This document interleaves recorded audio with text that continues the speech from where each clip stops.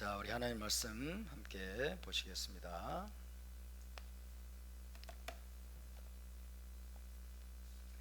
하나님 말씀은 마가복음 5장 14절에서 20절까지 보겠습니다. 마가복음 5장 14절에서 20절 말씀 함께 봉독합니다. 치던 자들이 도망하여 읍내와 여러 마을에 말하니 사람들이 어떻게 되었는지를 보러 와서 예수 앞께 이르러 그 귀신 들렸던 자 곧 군대 귀신 잡혔던 자가 옷을 입고 정신이 온전하여 앉은 것을 보고 두려워하더라. 이에 귀신 들렸던 자가 당한 것과 돼지의 일을 본 자들이 그들에게 알림해 그들이 예수 앞께 그 지방에서 떠나시기를 간구하더라. 예수 앞께서 배에 오르실 때에 귀신 들렸던 사람이 함께 있기를 간구하였으나 허락하지 아니하시고 그에게 이르시되 집으로 돌아가 주께서 내게 어떻게 큰 일을 행하사 너를 불쌍히 여기신 것을 내 가족에게 알리라 하시니 그가 가서 예수 앞께서 자기에게 어떻게 큰 일을 행하셨는지를 데가볼리에 전파하니 모든 사람이 놀랍게 여기더라. 아멘. 네, 이번 주는 키텟제 주간이었습니다. 키텟제 신명기 6번째 파라샤죠. 오늘은 히브리 관점 복음서 강의 179번째 시간입니다. 179강이 되겠습니다. 지난주에는 예수께서 제자들과 함께 갈릴리 바다 건너 거라사인의 지방에 가셔서 군대 귀신 들린 자를 만난 사건에 대해서 살펴보았습니다. 군대 귀신으로 되어 있습니다만은 조금 더 정확한 번역은 군단 귀신이다. 군단 귀신. 로마군의 한 군단은 4,000명에서 6,000명 된다고 그랬죠.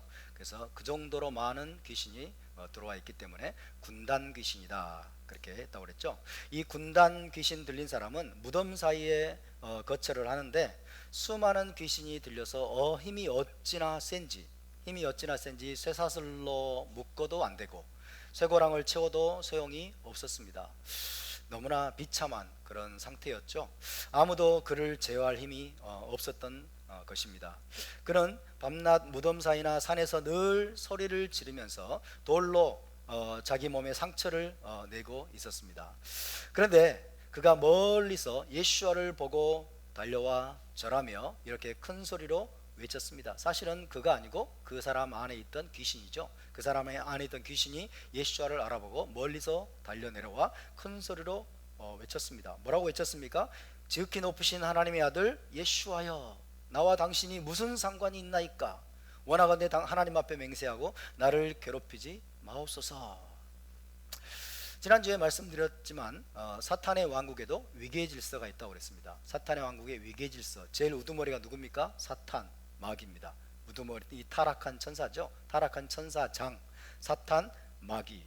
그리고 그와 함께 3분의 1에 해당하는 천사들이 또 타락했다고 그랬습니다. 그래서 사탄, 마귀가 있고 그 아래에는 타락한 천사들이 있습니다.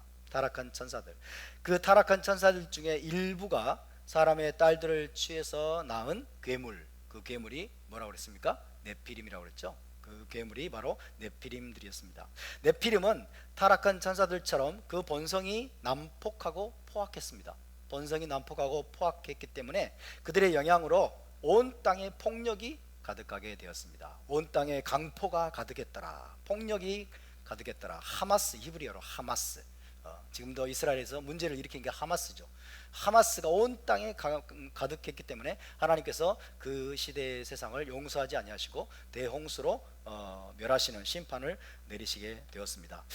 그렇게 홍수 심판으로 인해서 네피림도 모두 몰살을 당했다고 했죠. 네피림도 모두 몰살을 당했지만은 네피림의 영들은 낙원이나 음부로 가지 않았고 마지막 심판 때까지 땅에서 활동하는 것이 허용이 되었다라고 말씀을 드렸습니다. 홍수 심판 때 멸절 당한 이 네피림의 영들이 바로 더러운 귀신의 정체라는 것이 가장 타당해 보이는 해석입니다. 그래서 더러운 귀신은 뭘 싫어한다고 그랬습니까? 물을 싫어한다고 그랬죠. 왜? 물로 자기들이 멸망을 당했거든요. 그래서 물을 싫어해서 물 없는 곳을 찾아다닙니다. 귀신은 원래 네피림 육체를 가지고 있었어요. 육체를 가지고 있었지만은 홍수 심판으로 육체를 잃어버렸기 때문에 항상 사람의 몸 안에, 육체 안에 다시 들어오려고 합니다. 사람의 몸을 자기 집처럼 편안하게 느낍니다. 그런데 타락한 천사들은 육체 안에 들어오려고 하지 않는다고 그랬죠. 타락한 천사에 들렸다라고 말하는 사람은 없어요. 귀신에 들렸다고 그랬죠. 그죠? 그래서 원래 육체를 가지고 있었던 네피림이 죽어서 이제 육체를 잃어버리게 되자 사람의 몸 안으로, 육체 안으로 들어와서 자기 집처럼 편안함을 느끼고 싶어하는 이런 것들이 바로 귀신의 속성이라고 말씀을 드렸습니다. 하지만 귀신은 사탄의 졸개이기 때문에 사람의 생명을 억압하고 죽이고 그리고 파괴하려고 하는 속성을 가지고 있습니다. 귀신은 현재 땅에서 활동하는 것이 허락되었지만은 마지막 심판 때에는 무저갱으로 들어가거나 뜨거운 불못에 던져지도록 작정이 되었습니다. 이것이 하나님이 작정하신 그들의 마지막 운명입니다. 따라서 귀신을 가장 두렵게 하고 괴롭게 하는 것은 무엇일까요? 무저갱에 떨어지는 것, 그죠? 혹은 뜨거운 불못에 던져지는 것, 이것이 그들을 괴롭게 하고 그들을 두렵게 만드는 것입니다. 그래서 군단 귀신이 예수와를 보자마자 두려움에 사로잡히게 된 이유는 무엇이었죠? 아직 마지막 때가 안 됐는데, 아직 마지막 때가 되지 않았는데 지극히 높으신 하나님의 아들 예수와가 자기들을 잡아서 무저갱에 던지러 온 것이 아닌가 의심했기 때문입니다. 하지만 초림 예수와는 그들을 무저갱에 던지러 오신 것이 아니죠. 하나님의 형상대로 지음받은 사람의 몸에서 귀신들을 쫓아내기 위해서, 그죠? 귀신들을 쫓아내시기 위해서, 메시아 왕국을 보여주기 위해서 오신 분이 바로 예수와이십니다. 믿는 자들에게 주신 권세 중에 하나가 뭐죠? 예수와의 이름으로 귀신을 쫓아내는 거죠. 믿는 자는 표적이 따르니 내 이름으로 귀신을 쫓아내며, 그죠? 믿는 자들에게 주신 권세 중에 하나가 예수와의 이름으로 귀신을 쫓아내는 것임을 믿으시기 바랍니다. 할렐루야. 따라서 믿는 자들이 있는 곳에는, 진정으로 믿는 자들 안에는 귀신이 역사할 수가 없습니다. 교회에 다니는 사람들이 귀신에 들렸다, 그는 그 신앙이 문제가 있는 거예요. 그 신앙이 가짜일 가능성이 많습니다. 하나님과의 관계가 끊어져 있을 가능성이 높습니다. 참 진정으로 믿는 자는 여러분 귀신을 쫓아낼 수 있는 권세가 있음을 믿으시기 바랍니다. 예수와 이름의 권세가 우리에게 주어져 있기 때문입니다. 할렐루야. 하나님의 통치가 있는 곳에 귀신은 더 이상 머물 수가 없습니다. 하나님의 빛이 비치는 곳에 어둠의 영인 귀신이 머물 수가 없는 것이죠. 귀신은 물이 없는 곳을 찾아다닌다고 그랬습니다. 물이 없는 곳을 찾아다닌다. 물은 토라입니다. 그리고 물은 생명입니다. 토라가 없고 생명이 없는 곳을 귀신은 찾아다닙니다. 토라가 없고 생명이 없는 곳, 빛이 없고 진리가 없는 곳이 바로 귀신이 활동할 수 있는 공간입니다. 지난주에 말씀드렸듯이 귀신을 쫓아내는 것만으로는 충분하지 않다 그랬어요. 귀신을 쫓아내는 것만으로는 충분하지 않다. 귀신을 쫓아내고 깨끗이 청소가 되었다고 하더라도 사람의 마음과 생각이 마치 비어있는 집처럼 텅 비어있게 된다면 귀신은 어떻게 한다고요? 반드시 다시 돌아오려고 할 것이다. 귀신은 반드시 다시 돌아오려고 합니다. 다시 돌아올 때는 혼자 오지 않고 자기보다 더 악한 귀신 7을 데리고 들어온다고 그랬죠. 다시는 쫓겨나지 않으려고, 두 번 다시 쫓겨나지 않으려고 자기보다 악한 귀신 7을 데리고 들어와서 완전하게 지배하려고 그래요. 그 사람을 완전하게 지배하고 억압하고 그 사람을 파괴하고 자기들의 집으로 만들려고 하는 것이 바로 귀신의 속성입니다. 그것이 바로 예수와께서 말씀하신 내용입니다. 그러므로 귀신으로부터 자유케 된 사람은 반드시 하나님을 마음의 주인으로 모셔야만 됩니다. 하나님을 마음의 주인으로 모시고 매일매일 하나님과 동행해야 될 줄로 믿습니다. 그리고 자기의 마음과 생각을 진리의 토라와 성령으로 채워야 될 줄로 믿습니다. 진리와 빛과 생명 가운데 살아가야만 하는 것입니다. 그래야 어둠의 영이 두 번 다시 틈타지 못하게 된다는 것을 믿으시기 바랍니다. 바루크 하셴. 자, 어쨌든 군단 귀신이죠. 이 군대 귀신, 군단 귀신은 수천 마리 들어와 있는 이 군단 귀신은 그 사람에게서 쫓겨나서 돼지떼에게로 들어갔습니다. 하지만 거의 2,000마리 되는 돼지떼는 모두 갈릴리 바다로 달려내려가 몰사하고 말았습니다. 한번 상상을 해보시기 바랍니다. 이 모든 광경이 자기네 눈앞에서 벌어진 것을 지켜본 제자들의 마음이 어떠했겠습니까? 2,000마리나 되는 돼지떼가 군단 귀신에 씌여가지고 군단 귀신 그 안에 들어가서 꽥꽥 소리를 지르면서 발작을 하면서 바다로 달려내려가서 한꺼번에 몰살당하는 장면을 지켜보는 제자들의 마음속에 이게 얼마나 큰 충격이 있겠어요. 그죠? 너무나 이게 정말 이거 상상이나 했을 법한 그런 여러분 이 사건입니까? 이거는 무슨 어떤 고대 어떤 예언적인 묵시문학에나 나오는 혹은 판타지 영화에나 나올 법한 그런 광경 아닙니까? 그런 광경을 지켜보고 있는 제자들의 마음속에 이게 얼마나 큰 충격이고 얼마나 큰 어떤 한편으로는 두려움이었겠어요. 아마 그 장면이 평생 동안 잊혀지지 않았을 거예요. 그 정도로 이것은 엄청난 광경이었을 것입니다. 현실 세계에는 거의 상상조차 할 수 없는 그런 장면을 목격한 제자들의 마음속에 그런 모습들이 너무나 큰 충격으로 다가왔을 것입니다. 그런데 이 다른 차원에서 보면 이 사건에는 굉장히 상징적인 의미가 있습니다. 또 다른 차원에서 해석을 해보면 군단 귀신이 귀신 들린 사람을 사로잡고 있는 모습, 군단 귀신이 수천 마리 되는 귀신이 귀신 들린 사람을 사로잡고 있는 모습은 로마 군이 이스라엘 땅을 혹은 이스라엘을 점령한 것을 상징하는 그림으로 볼 수 있습니다. 강력한 군단 귀신이 이 사람을 귀신 들린 사람을 사로잡고 있는 점령하고 있는 이 모습은 강력한 로마군이 이스라엘 땅을 점령하고 있는 그림을 보여주는 상징적인 그림이라고 할 수 있습니다. 당시 로마 군단들의 군기에 뭐가 그린 줄 아세요? 로마 군단들의 군기에는 멧돼지 형상이 그려져 있었습니다. 멧돼지 형상이 그려져 있었어요. 그래서 귀신들이 쫓겨나가고 돼지떼가 몰살당하는 장면, 귀신들이 쫓겨나고 돼지떼가 몰살당하는 것은 로마가 멸망하고 이스라엘이 해방되는 것을 암시합니다. 할렐루야. 돼지떼에게로 귀신들이 들어가서 군단 귀신이 들어가서 한꺼번에 몰살당하는 장면은 결국 로마가 멸망을 하고 이스라엘이 자유케 되는, 이스라엘이 해방되는 그런 때가 있을 것을 암시하는 장면으로 볼 수가 있습니다. 예수와께서 귀신 들린 자에게서 군단 귀신을 쫓아내신 것처럼 당시 대부분의 유대인들은 메시아께서 오셔서 로마를 이스라엘 땅에서 쫓아내 주시기를 기대하고 갈망했습니다. 그런 일은 분명 일어날 것이지만 복음서의 증거에 따르면 그것은 가까운 장래에 일어나는 일은 아닙니다. 가까운 장래에 일어나는 일이 아니라 마지막 때에 가서야 일어날 것이다. 할렐루야. 마지막 때에 가서야 일어날 것이다. 마지막 때가 되면 예수와는 다시 오셔서 로마로 대표되는 이방 나라들의 모든 압제, 모든 억압, 모든 공격, 모든 속박을 다 몰아내시고 이스라엘을 모든 박해와 압제로부터 자유케 하실 것을 믿으시기 바랍니다. 바룩 하셈. 그래서 이스라엘의 완전한 자유와 해방의 날이 반드시 찾아올 것을 우리가 기대할 수가 있는 것입니다.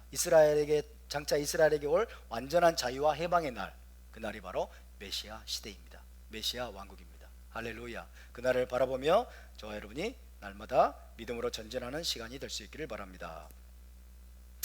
자, 이제 다음으로 14절에서 17절을 함께 읽어보겠습니다. 14절에서 17절 말씀입니다. 시작. 치던 자들이 도망하여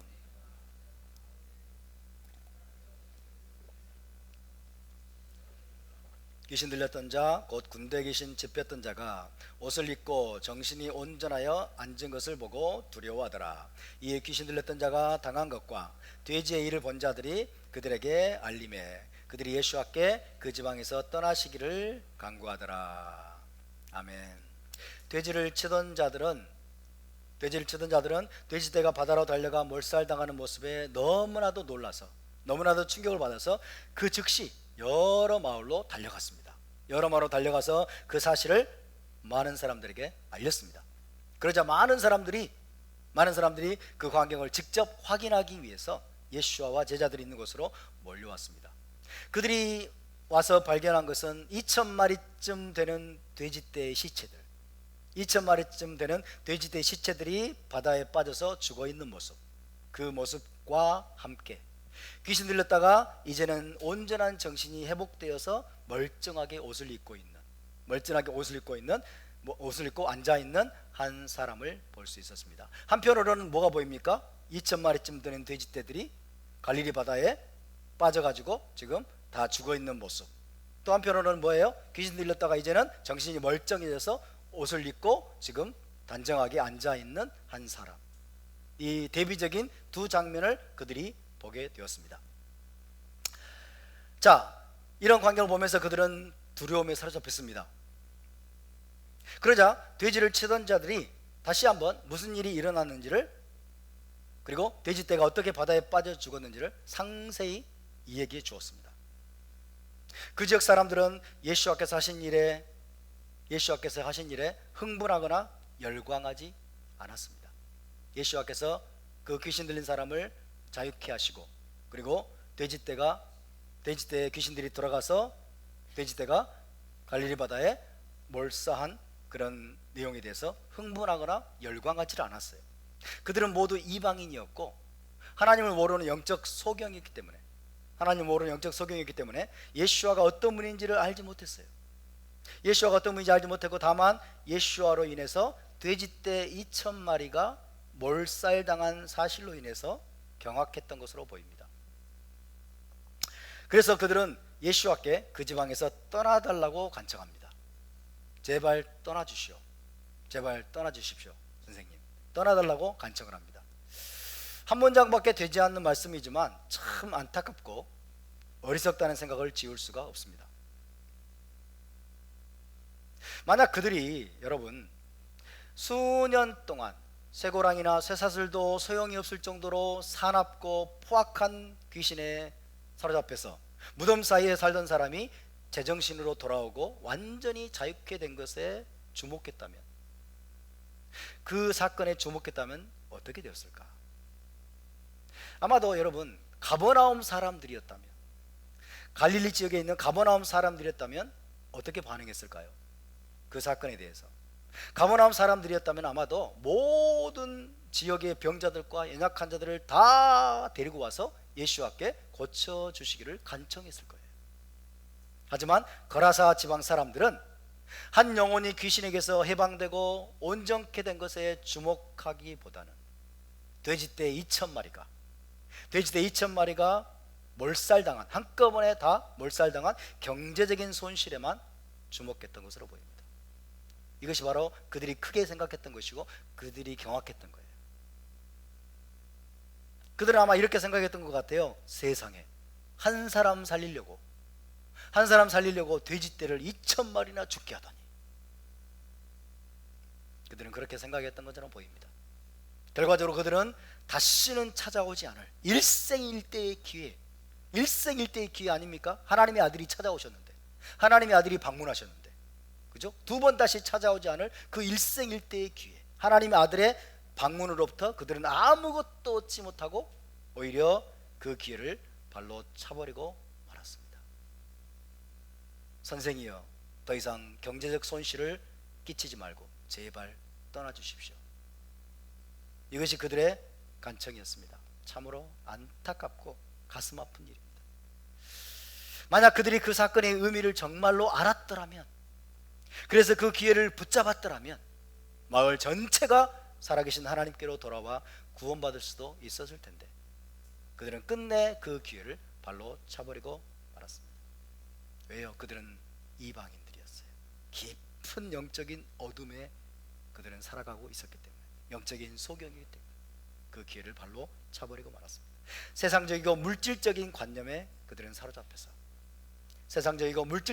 사로잡혀서 영적인 것을 볼 수 있는 눈이 없었기 때문입니다. 우리도 이와 같이 영적 소경이 되지 않도록 깨어있기를 주의 이름으로 축원합니다.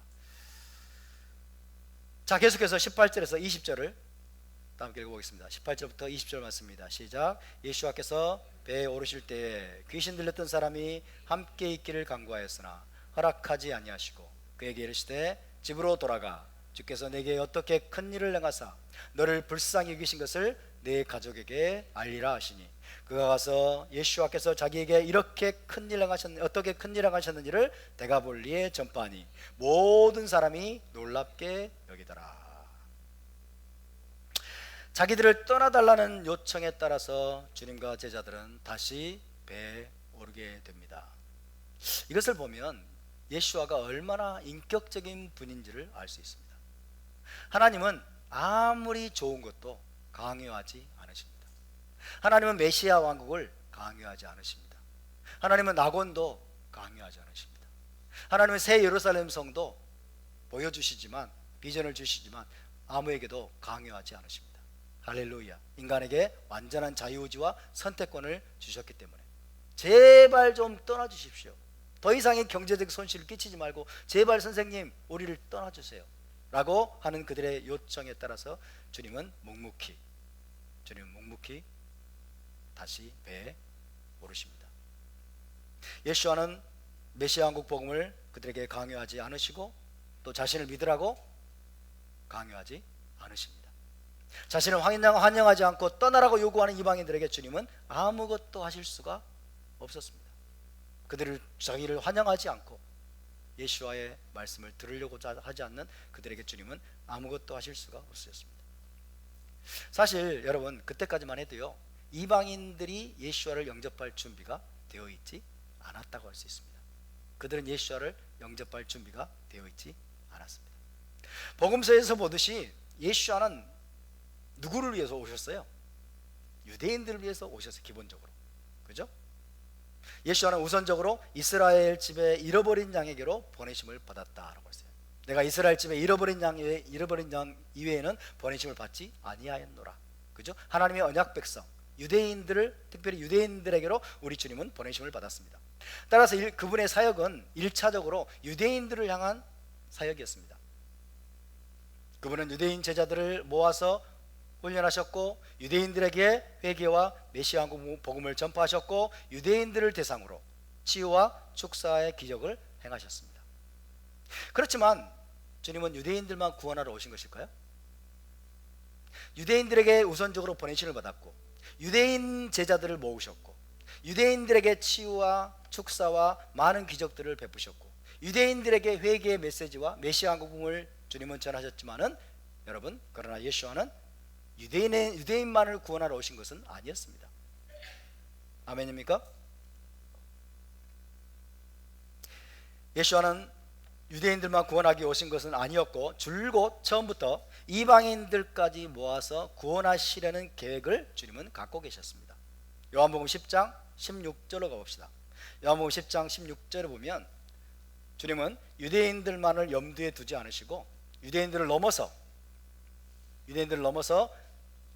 이방인들까지 구원하시려는 계획을 갖고 계셨음을 알 수가 있습니다. 1차적으로는 유대인들에게 보내심을 받았지만 유대인들을 대상으로 사역하셨지만 그럼에도 불구하고 예수와는 이방인들까지, 유대인들을 넘어서 모든 이방인들까지 구원하시려는 계획을 가지고 계셨다. 요한복음 10장 16절을 함께 읽습니다. 시작. 또 이 우리에 들지 아니한 다른 양들이 내게 있어 내가 인도하여야 할 터이니 그들도 내 음성을 듣고 한 무리가 되어 한 목자에게 있으리라. 아멘. 여기서 이 우리에 들지 아니한 다른 양들, 이들은 누구일까요? 유대인이 아닌 이방인들을 가리키는 말씀이죠. 또 다른 차원에서 보면 에프라임입니다. 에프라임, 그죠? 잃어버린 열 지파를 의미하기도 하고, 그 다음에 이방인들, 그죠? 유대인들을 넘어선 이방인들까지 주님은 구원하시고 그들의 목자가 되기 위해서 오셨다는 것을 알 수가 있습니다. 그래서 예수와는 우선적으로 유대인들을 구원하러 오셨고 유대인들에게 천국 복음을 전파하셨지만은 궁극적으로는 이방인들까지 구원할 계획을 갖고 계셨다는 것은 분명합니다. 동의하십니까? 그런데 이방인 구원 계획은 언제부터 본격화되느냐? 부활하신 후입니다. 이방인 구원 계획은 부활과 승천 후에 비로소 이방인 구원 계획이 본격화되는데, 예수와께서는 사흘 만에 부활하신 후에 12제자를 파송하시면서 이제 이방인 구원 계획을 본격 가동하십니다. 마태복음 28장 19절에서 20절을 찾아봅시다. 마태복음 28장 19절에서 20절, 부활하신 예수와께서는 승천하시기 직전에 이제 제자들을 모아서 그들에게 대위임령이라고 불리죠. 대위임령. 대위임령을 내리시는 장면을 우리가 볼 수가 있습니다. 마태복음 28장 19절에서 20절 말씀입니다. 시작. 그러므로 너희는 가서 모든 민족을 제자로 삼아 아버지 아들과 성령의 이름으로 침례를 베풀고 내가 너에게 분부한 모든 것을 가르쳐 지키게 하라. 볼지어다 내가 세상 끝날까지 너희와 항상 함께 있으리라 하시니라. 아멘. 메시아 왕국 복음이 처음에는 유대인들에게만 선포되었습니다. 유대인들에게만 전파되었습니다. 하지만 예수와께서 부활하신 후에는, 그리고 승천하신 후에는 이제 유대인들에게 국한되지 않고 모든 나라, 모든 민족에까지 전파되게 하신 그 하나님을 송축합니다. 우리에게도 이제 메시아 왕국 복음이 전파가 되고 이스라엘 12지파의 일원이 되어서 메시아 왕국의 혼인잔치에 참여할 기회를 우리에게 주신 하나님을 찬양합니다. 할렐루야. 그렇지만 여러분, 거라사 지방의 이방인들, 이 거라사 지방의 이방인들은 이제 그 메시아를 아직 알아볼 눈과 귀가 열리지 않았던 거죠. 그 메시아를 알아볼 눈과 귀가 열리지 않았습니다. 아직은 때가 아니었어요. 왜? 예수와께서 십자가를 지기도 전이었고, 예수와께서 십자가와 부활을 통해서 이제 본격적으로 이방인들에게 복음을 전할 때가 되지 않았기 때문에 그들의 눈이 가려져 있는 거예요. 아직 그들에게 이제 복음이 전파될 때가 되지 않았다라고 할 수가 있습니다. 예수와께서 부활 승천하시고 12사도가 천국 복음을 본격적으로 이방인 세계에 전파될 때까지 기다려야만 했던 것으로 우리가 추정할 수가 있습니다. 그래서 주님은 그들의 요구에 따라서 묵묵히 제자들과 함께 다시 배에 오르시게 됩니다. 여러분, 그때 귀신 들렸다가 해방된 사람이, 귀신으로부터 자유케 된 사람이 예수와와 함께 있게 해달라고 간청을 하죠. 무슨 말입니까? 저도 당신과 함께 가겠습니다. 저도 당신이 제자가 되겠습니다. 그 말이죠. 저도 당신과 함께 가겠습니다. 나를 제자로 받아주십시오 라는 얘기입니다. 근데 예수는 어땠습니까? 허락하지 않으십니다. 허락하지 않으시고 이렇게 말씀하시죠. 뭐라고 말씀하세요? 집으로 돌아가라요.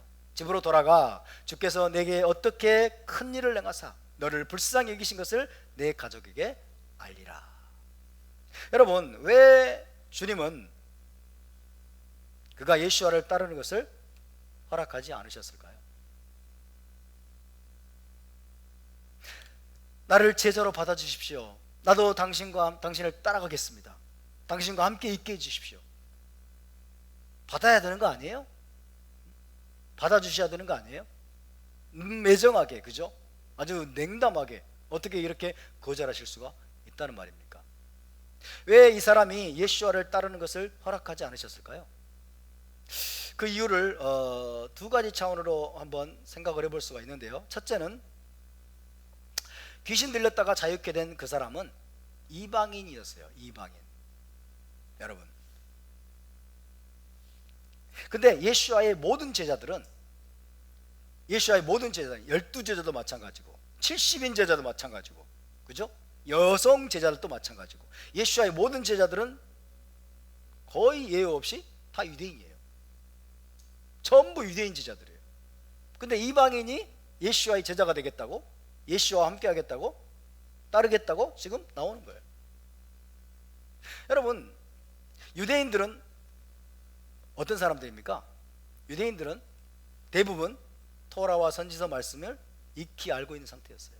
토라와 선지서에 정통하고 있어요. 그래서 예수와의 가르침을 알아듣고 이해할 준비가 되어 있었어요. 예수와의 가르침, 예수와의 말씀을 알아듣고 이해할 준비가 되어 있었습니다. 하지만 이방인은 토라가 뭔지, 선지서가 뭔지, 그죠? 토라나 선지서 말씀에 대해서 전혀 알지 못하는 상태예요.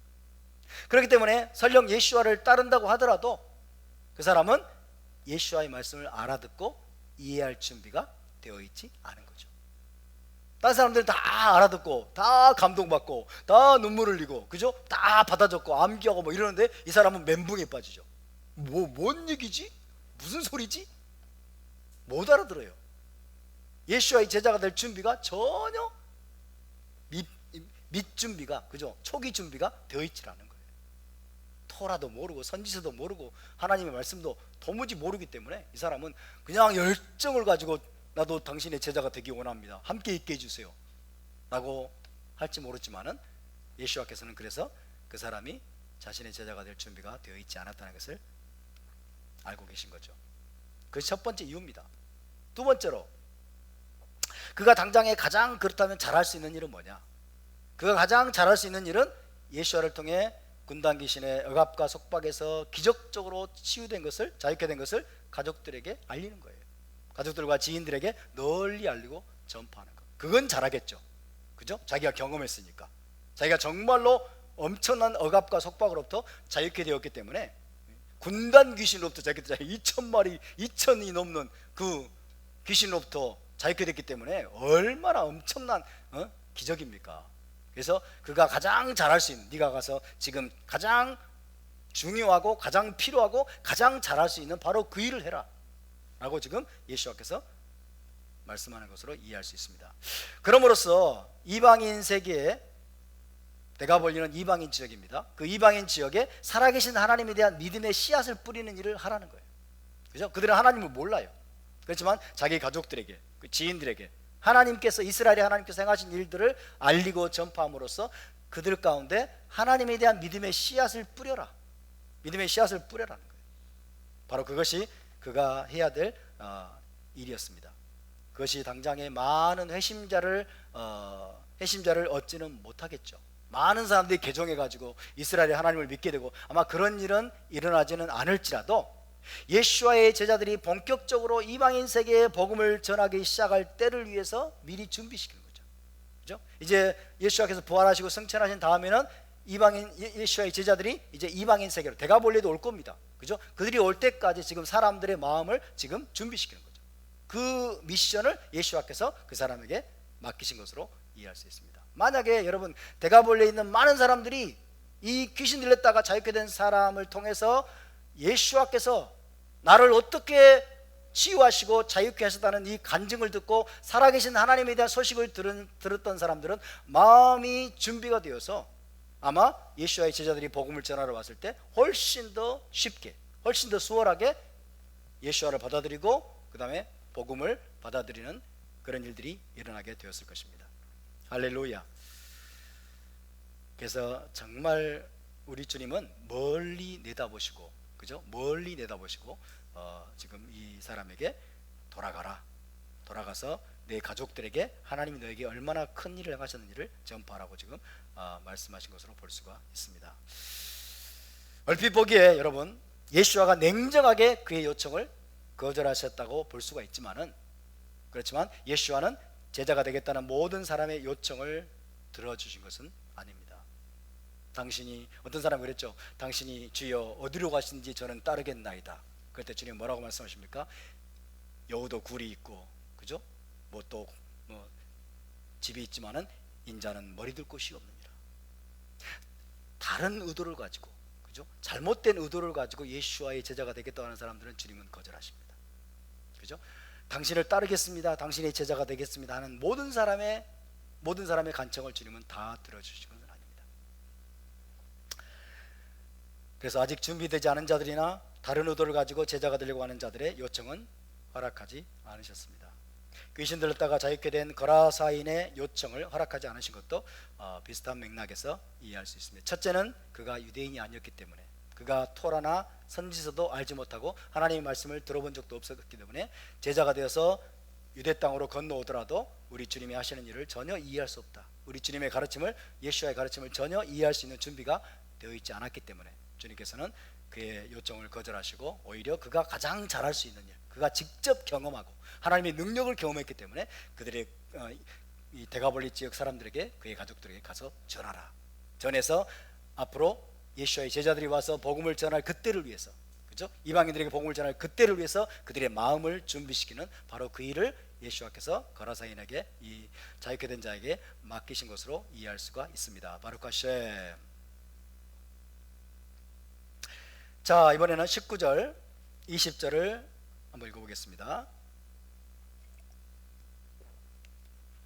19절 20절 다시 한번 읽어보겠습니다. 시작. 허락하지 아니하시고 그에게 이르시되 집으로 돌아가 주께서 내게 어떻게 큰 일을 행하사 너를 불쌍히 여기신 것을 내 가족에게 알리라 하시니, 그가 가서 예수와께서 자기에게 어떻게 큰 일을 행하셨는지를 데가볼리에 전파하니 모든 사람이 놀랍게 여기더라.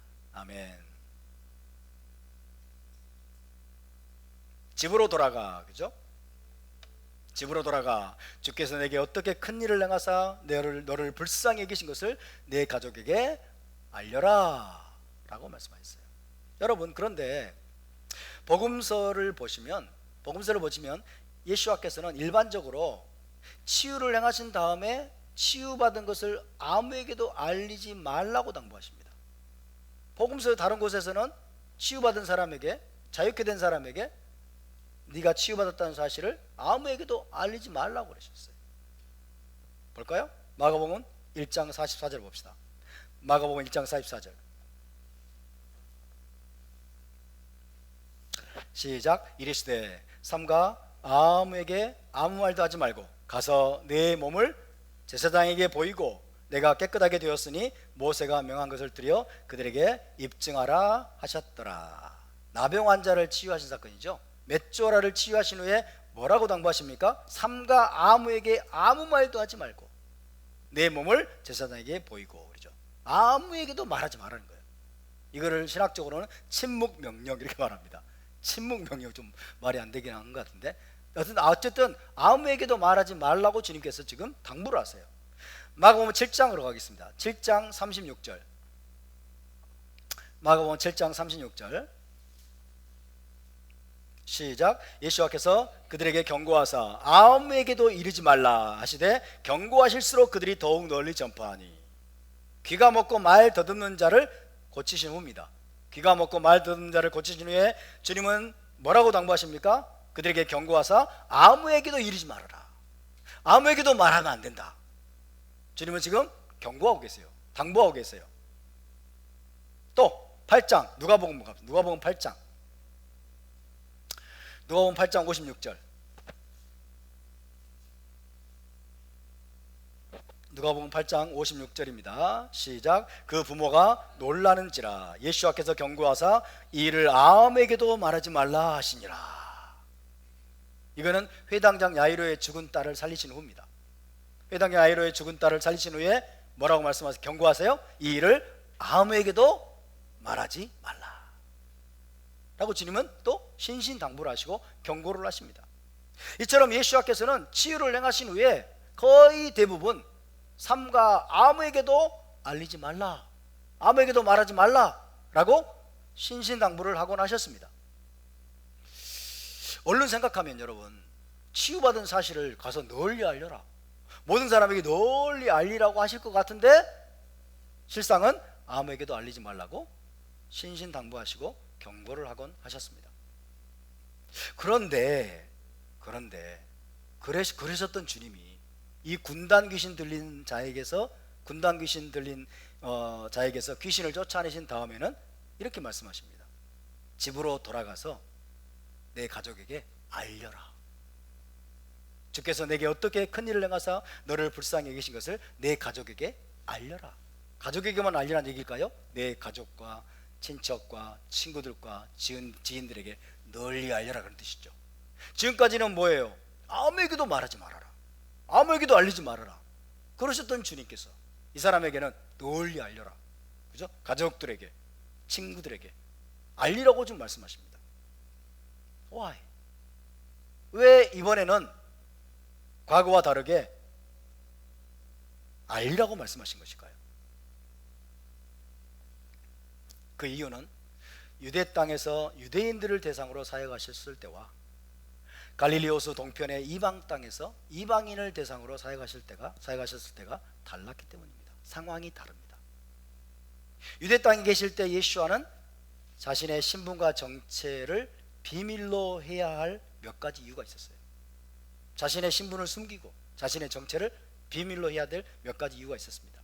유대 지역에서 예수와는 사람들의 입으로 전해지는 말로 인해서 수많은 군중들이 몰려오는 것을 피하기 위해서 비밀리에 사역하시곤 했습니다. 주님은 사람들이 자신에게 몰려드는 것이 이미 감당할 수 있는 수준을 넘었어요. 감당할 수 있는 수준을 이미 뛰어넘은 상태였어요. 이미 군중들의 규모가 너무나 커져서 공개적으로 어떤 성읍에 들어갈 수도 없는 상황이 되었습니다. 마가복음 1장 45절을 볼까요?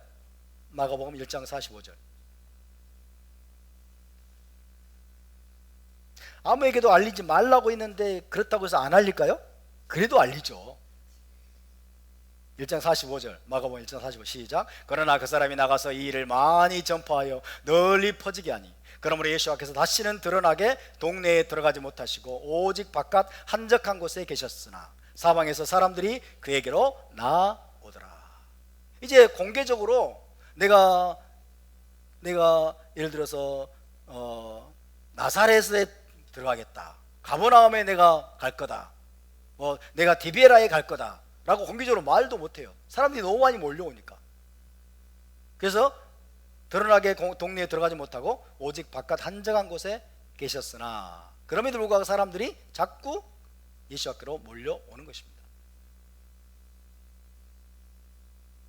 예수 앞에서 지금 갈릴리 바다를 건너서 풍랑을 피하고 풍랑을 잠잠케 하시고 왜 이 거라사인의 땅에 주님이 건너오셨습니까? 무리를 피해서.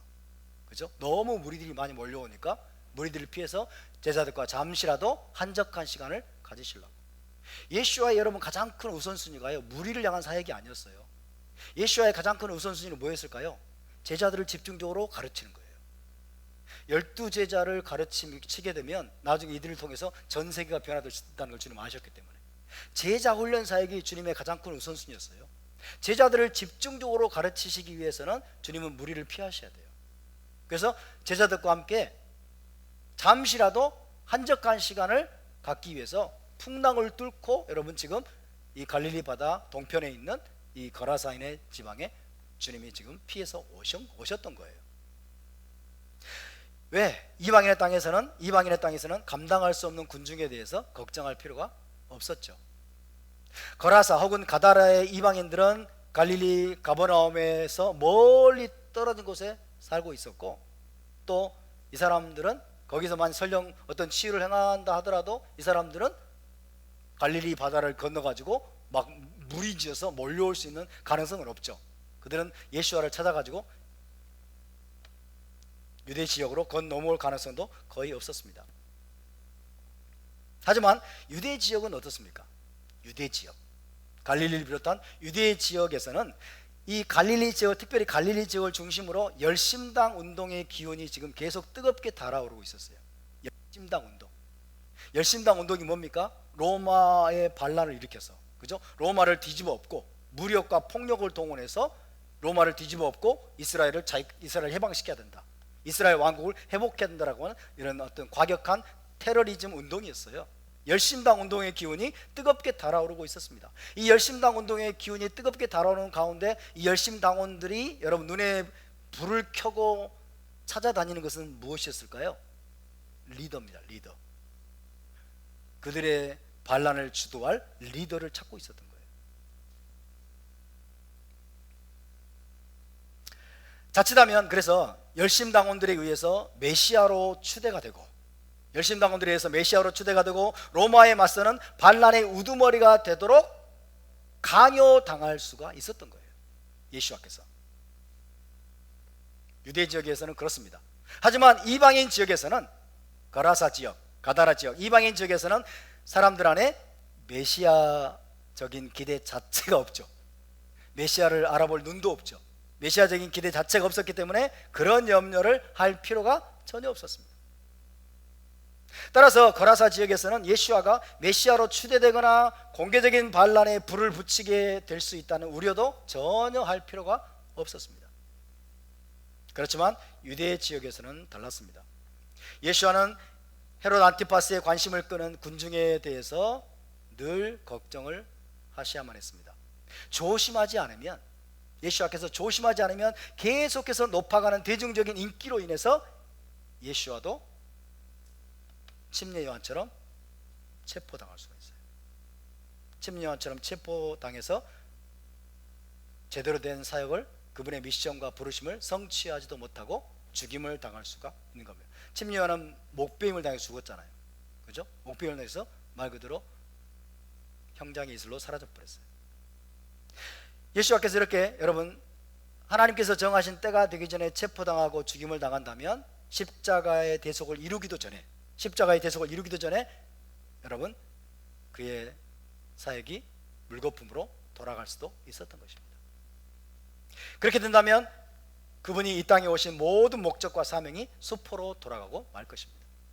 그런 상황에 처해지지 않도록 유대 지역에서 예수와는 계속해서 치유받은 사람들에게 그 일을 아무에게도 알리지 말아라, 아무에게도 말하지 말아라 라고 경고하고 또 신신당부를 하셨던 것입니다.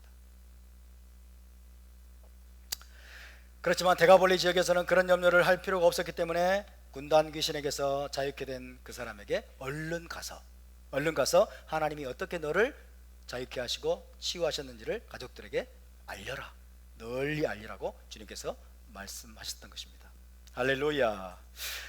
그것이 여러분 많은 사람을 개종시키지는 못할지라도 최소한 하늘의 하나님 혹은 이스라엘의 하나님께 마음을 열게 하는 역할을 할 거라고 그랬죠. 그죠? 마음을 준비시키는 그 한 사람을 통해서 데가볼리 지역에 있는 많은 사람들이 하늘의 하나님이 살아계시다는 것, 그죠? 거기에 대해서 아마 마음이 열릴 것입니다. 그리고 이제 나중에 제자들이 이제 예수와의 파송을 받고 그 지역을 들러서 천국 복음을 전하고 예수와에 대한 복음을 전하게 되면 훨씬 더 수월하게, 훨씬 더 신속하게 복음을 받아들일 준비를 할 수가 있게 되는 것입니다. 바로 그때를 위해서 가족들과 마을 주민들의 마음을 준비시키는 것, 그것이 귀신 들렸다가 자유케 된 그 사람이 해야 할 역할이었습니다. 바루카쉐. 여러분, 이처럼 모든 것에는 때가 있습니다. 모든 것에는 때가 있어요. 그냥 열심만 가지고 너네들이 지금 내가 왔는데 나를 거절해, 내가 지금 온 세상의 구원자로 왔는데 나를 거절해, 회개하라, 천국이 가까이 왔느니라고 데가볼리에서 주님은 전하지 않으셨어요. 때와 상황이 있습니다. 모든 것에는 때가 있고 상황이 있습니다. 하나님은 모든 사람에게 똑같은 기준과 잣대를 들이대고 요구하지 않으십니다. 이방인 지역에서 그분이 말씀하시고 그분이 여러분 요구하시는 내용과 유대 지역에서 그분이 사역하시고 그분이 요구하시는 것이 다를 수 있습니다.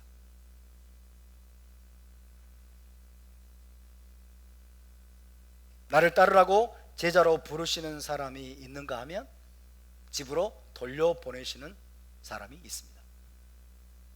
유대인에게 요구하시는 명령이 있고 이방인에게 요구하시는 명령이 있습니다.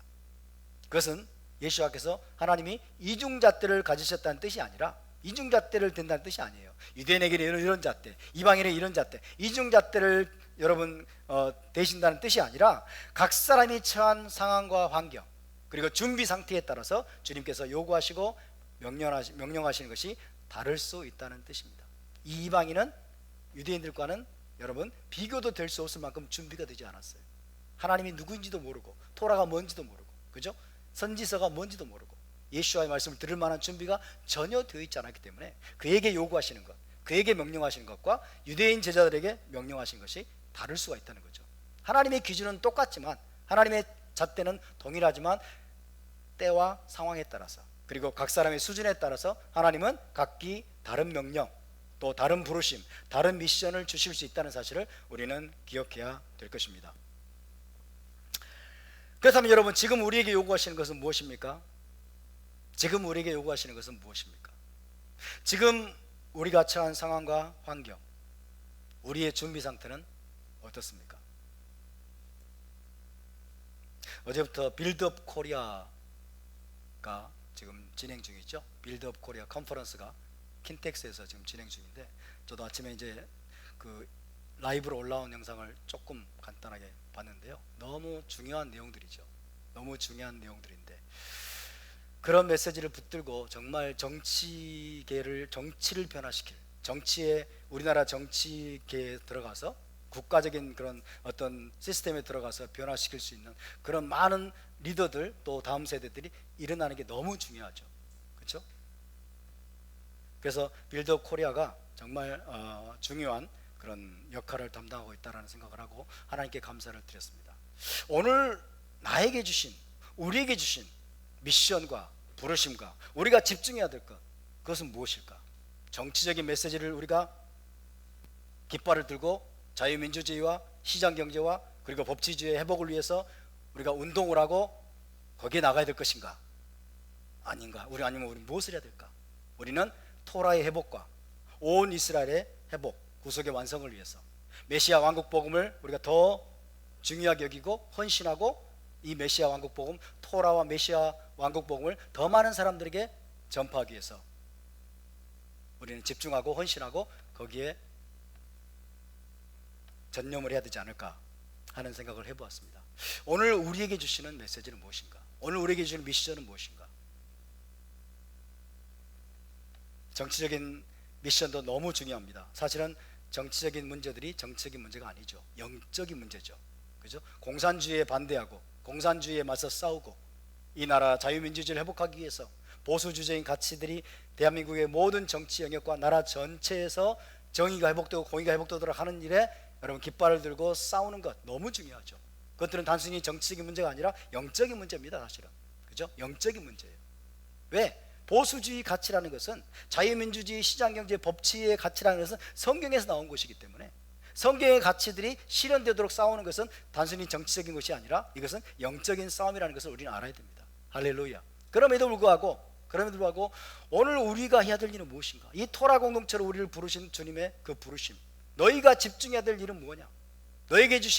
하나님이 너희에게 주신 미션과 부르심과 너희가 헌신하고 너희 평생에 걸쳐서 싸워야 될 것은 무엇인가?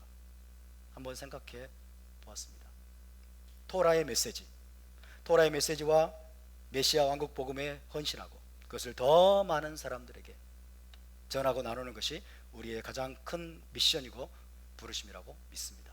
그렇다고 해서 우리가 자유민주주의, 시장경제 그리고 법치의 회복을 위해서 싸우지 않는다는 뜻은 아니에요. 이것들을 우리가 붙들고 당연히 우리도 힘을 또 보태야 되고 힘을 합쳐야 될 때는 마땅히 해야 되겠지만은 그러나 우리의 가장 우선적이고 1차적인 이 공동체의 부르심은 무엇일까?